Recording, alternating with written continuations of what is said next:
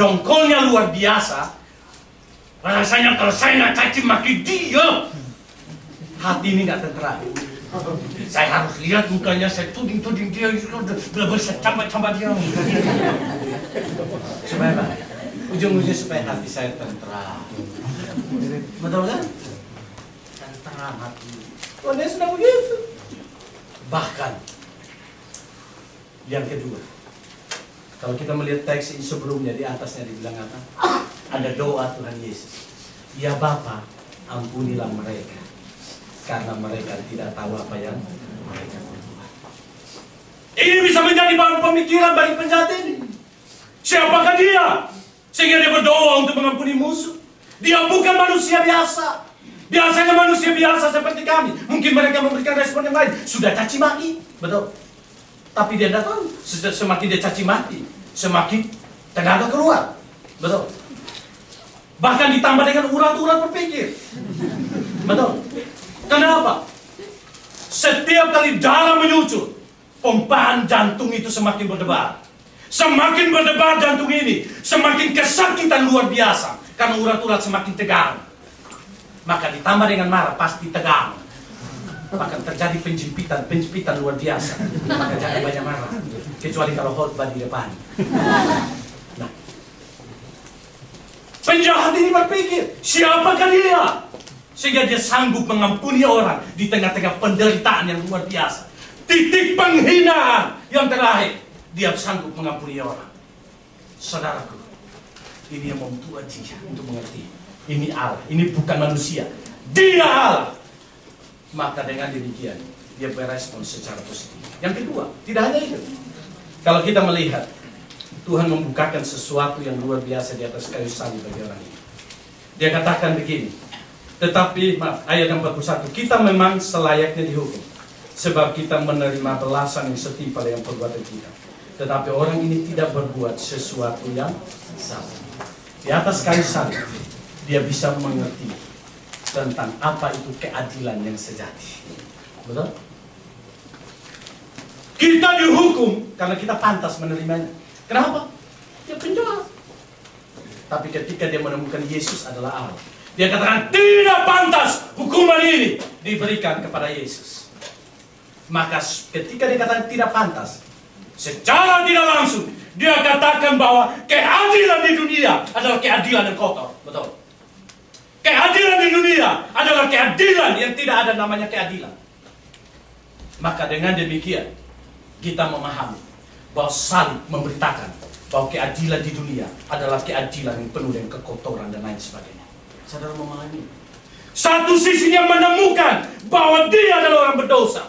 Tapi satu sisi dia menemukan ada ketidakadilan di sana yang dijatuhkan oleh Pilatus dan lain sebagainya.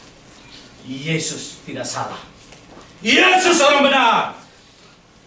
Tapi kenapa Yesus harus disalibkan bersama-sama dengan kami? Kami sudah pantas, tapi Yesus tidak pantas. Tidak adil. Ini seruan ketidakadilan, bukan? Maka saya mau katakan, suara terbanyak belum tentu mewakili sebuah kebenaran. Demokrasi belum tentu menjadi demokrasi yang jujur. Bahkan bisa menjadi demokrasi. Betul?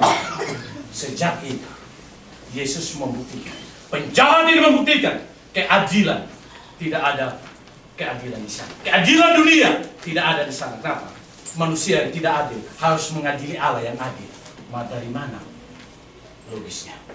Sehingga saudaraku, ini juga pergumulan buat kita di Indonesia dan juga di Jepang.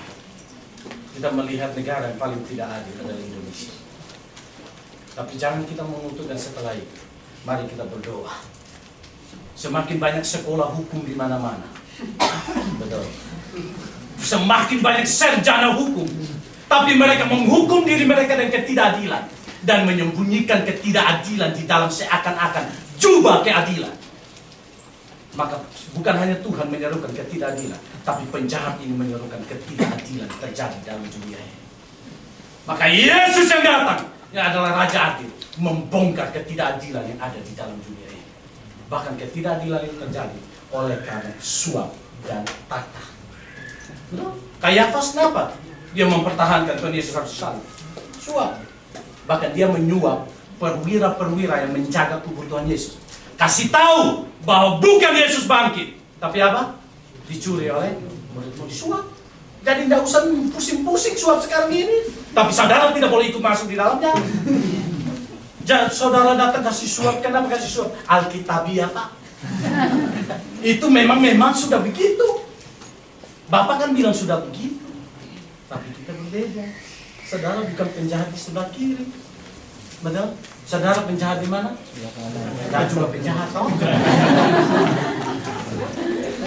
Sini terbukti. Selanjutnya apa yang dibukakan lewat konsep pemahaman penjahat di sebelah kanan. Kita melihat dia menemukan satu hal, menemukan dirinya berdosa dan menemukan Allah tidak pernah berdosa. Yesus tidak pernah berdosa. Ini adalah satu konsep kebenaran yang sejati. Ketika kita datang kepada Tuhan, semakin kita mengenal kekudusan Tuhan, semakin kita mengenal kekotoran diri kita. Karena semakin titik hitam, ini dipakai untuk lap keringat. Semakin titik hitam ini, titik hitam lagi, ini kertas putih. Ini semakin didekatkan kepada yang putih, maka hitam itu semakin kelihatan. Warna lain itu semakin kelihatan. Itulah kita. Bukan semakin hari ikut Tuhan, semakin merasa diri suci, kemudian tidak lagi mempedulikan orang lain. Kemudian mulai angkat-angkat bahu. Lalu sekarang saya pakai jas loh. Dulu mah mana saya pakai jas. Tahu nggak saya ini majelis, saya ini gembala. Oh, di mana-mana. Bukan itu. Mau tunjukkan bahwa saya disuci. Tanpa ini, kalau ini tak dipakai rasanya kurang suci maksudnya. Tapi ini harus dipakai. Sehingga saudara tidak boleh mengukur, oh semakin dekat Tuhan, semakin saya suci, orang lain saya tidak butuhkan. Bukan itu maksudnya. Betul? Orang ini semakin dekat Tuhan, dia semakin mengerti, aku perampok, betul? Aku penjahat, aku orang berdosa, engkau suci Tuhan, maka aku butuh engkau. Saudara mengerti itu? Maka selanjutnya, ayat yang ke-42 dikatakan apa? Yesus, ingatlah akan aku ketika engkau datang sebagai Raja. Maka saya mau katakan, semakin engkau dekat pada Tuhan, semakin engkau menyadari kekotoran hidup, itu baru rohani yang baik. Tetapi jangan sampai kau balik dekat Tuhan, kemudian untuk mengenal saya berdosa, saya coba untuk berdosa. Supaya saya datang pada orang, saya berdosa loh. Kemudian mereka bilang begini, wih ternyata kau kudus ya. Kamu semakin dekat sama Tuhan. Karena memang kau menyadari dosamu, kau jatuh dalam dosa. Bukan itu maksudnya. Dan ketika kita menyesali dosa, kemudian kita meninggalkan itu sungguh-sungguh. Bukan berarti saya ajak saudara berdosa terus, supaya kelihatan saudara rohani. Bukan itu maksudnya. Karena inilah kekudusan dengan kita yang najis ini kan semakin dekat kan semakin kita menyadari kita tidak layak. Sebagaimana Yeremia mendapat penglihatan daripada Tuhan ketika dia melihat kekudusan Tuhan dan kemuliaan Tuhan berada di hadapannya, kemudian dia berteriak, celakalah aku karena aku apa? Najis bibir. Semua yang duduk di sini tidak seperti Yeremia. Semua kudus bibirnya. Yeremia aku najis bibir. Ketika dia memperhadapkan diri dengan kekudusan Tuhan, itulah Kristen. Dan itulah keberadaan daripada penjahat di sebelah kanan. Sehingga ingat, semakin kita dekat pada Tuhan, semakin kita harus rendah hati. Karena semakin kita membutuhkan pengudusan daripada Tuhan, semakin kita membutuhkan